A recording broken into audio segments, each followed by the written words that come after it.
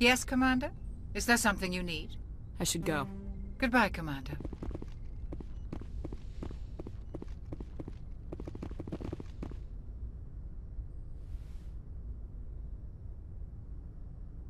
Commander, are you coming to check up on me? You look much better. How are you feeling? Dr. Chakwas assures me I am going to be fine. I was impressed with her knowledge of Asari physiology. You're in good hands. Dr. Chakwas knows what she's doing. I never properly thanked you for saving me from the Geth, Commander. If you hadn't shown up, I'm just glad we got there in time. So am I. I know you took a chance bringing me aboard this ship. I have seen the way your crew looks at me. They do not trust me. But I am not like Benezia. I will do whatever I can to help you stop Saren. I promise.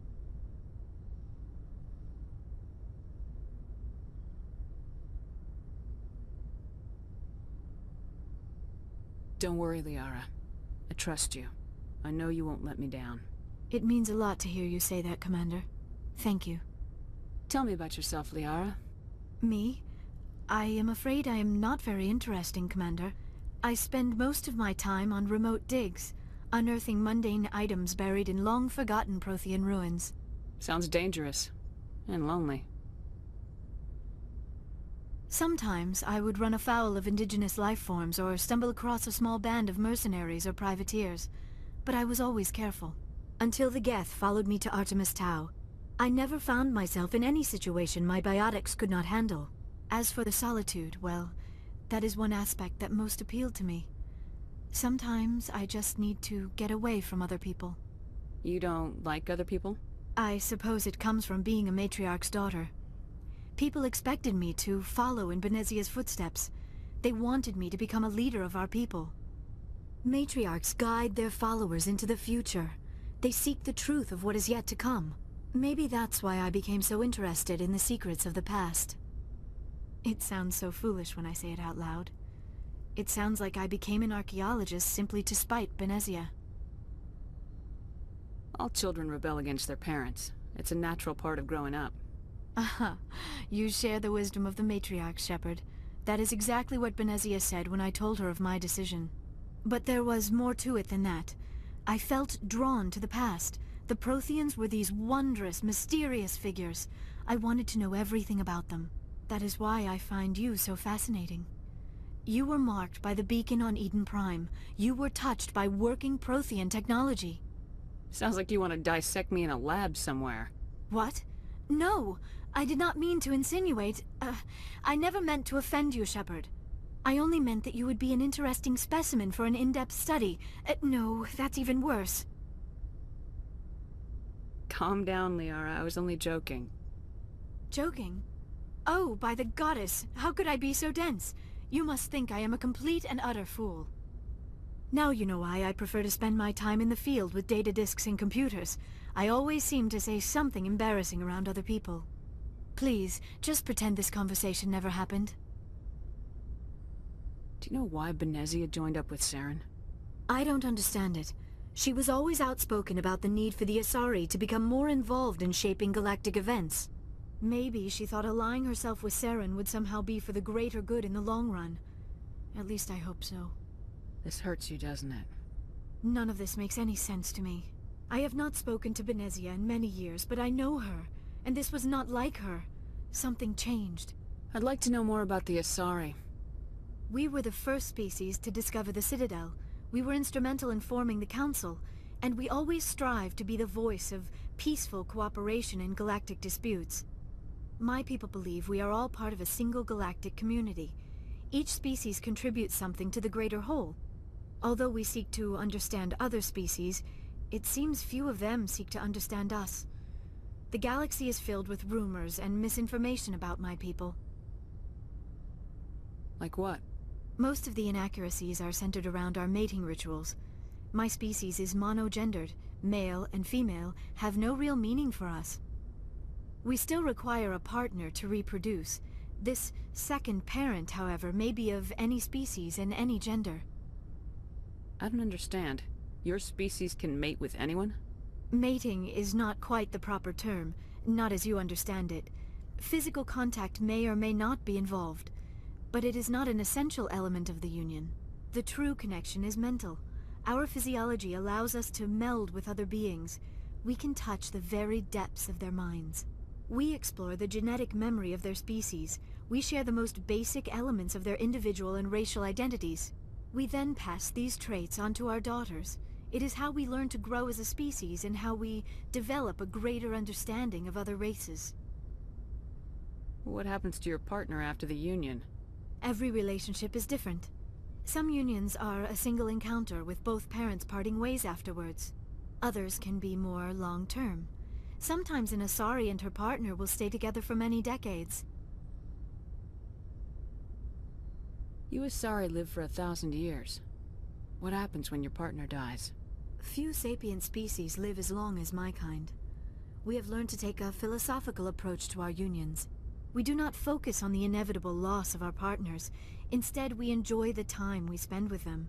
And even after they're gone, a part of them lives on in us. The union is a connection that transcends both time and space. Do you know who Matriarch Benezia chose as her partner? She rarely spoke of her partner. Though I know my father, if you want to use that term, was another Asari. I thought you always needed another species to serve as one of the parents. Think about it, Shepard. If we were not able to mate with our own species, we would have died out long before we ever mastered spaceflight and left our homeworld. Union with our own kind is no longer common, not for the purposes of reproduction. Most Asari believe it weakens our species. Asari daughters inherit racial traits from the father species. If both parents are Asari, then nothing has been gained, or so conventional wisdom would hold. I am what is sometimes called a pureblood, though no Asari would ever be cruel enough to say the word to my face. It is a great insult among my people. It is possible Benezia's partner was embarrassed by their union. She may have been too ashamed to publicly acknowledge me as her offspring. Maybe she wanted to meet you but couldn't. Something could have happened to her. Maybe she passed away. You might be right. I hope you are. But I have no way to know for sure. Benezia never spoke of her partner. Whatever happened, it caused her too much pain to dwell on it. She raised me by herself, though that is not uncommon. Many Asari raise their children alone, particularly if the father species is short-lived. Often the partner will pass on long before the child reaches maturity. I should go. Goodbye, Shepard.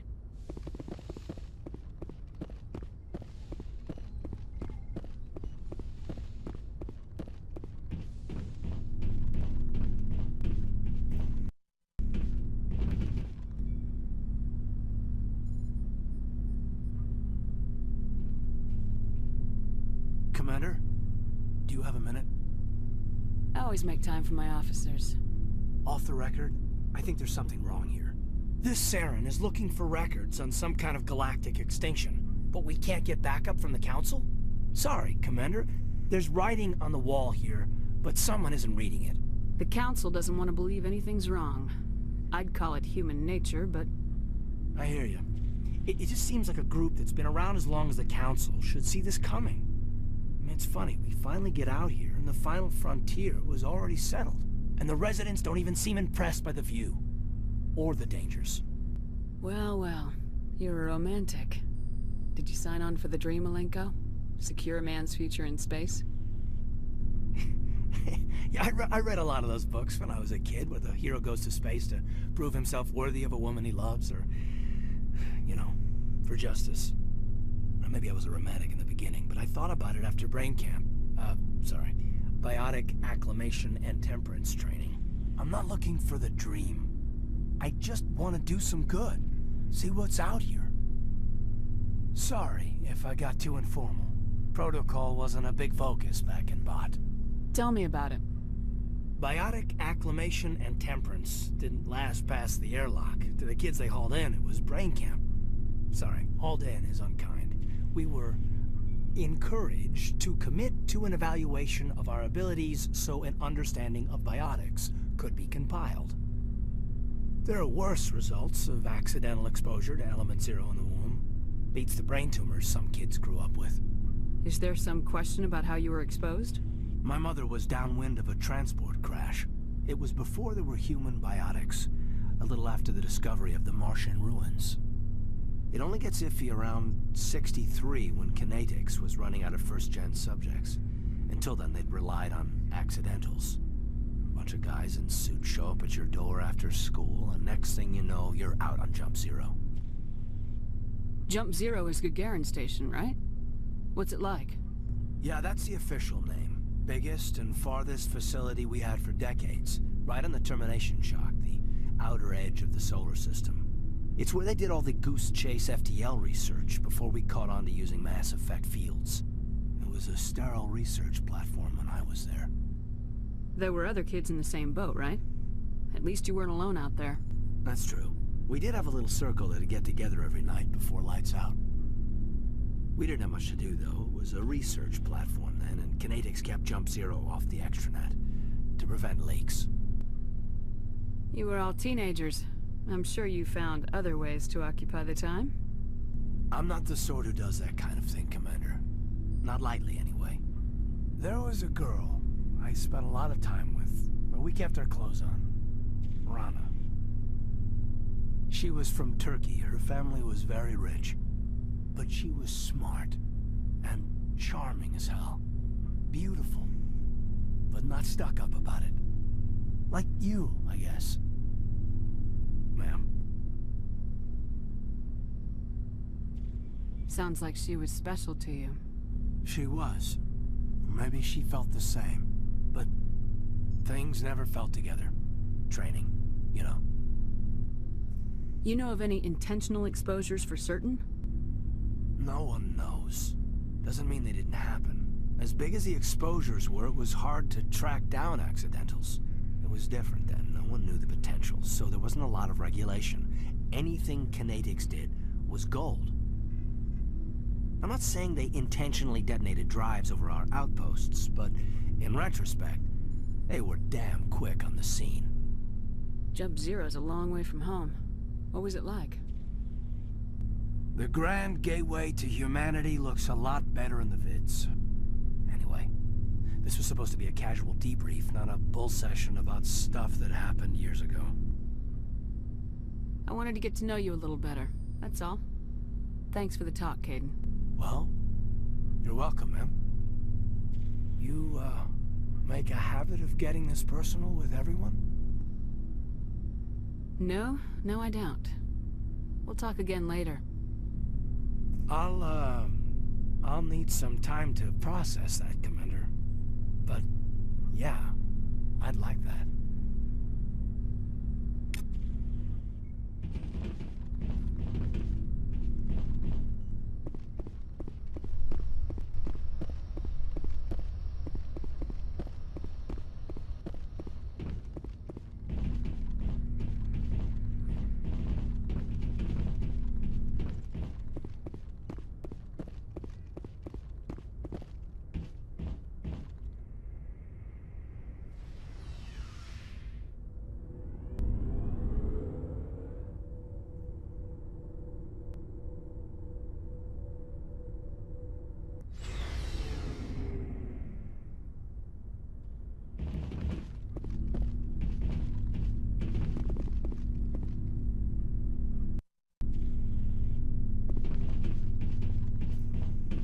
Commander, how are you?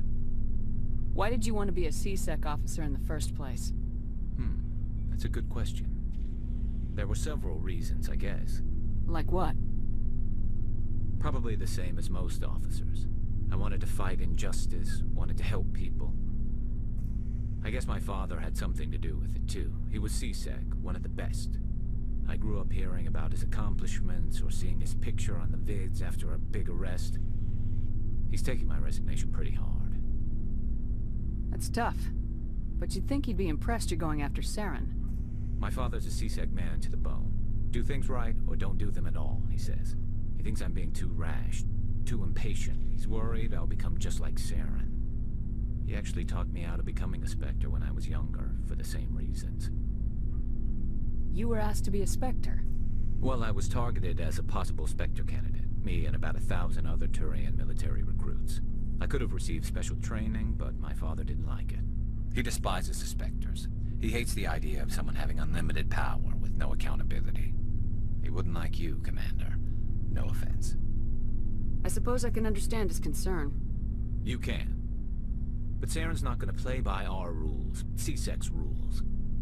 If you want to nail Saren, you need to send someone who isn't restricted by policies and procedures. Just because you can break the rules doesn't mean you should. I don't need to stoop to Saren's level to stop him. And neither do you, Garrus. I see what you mean, but I'll think about it. Thanks, Commander.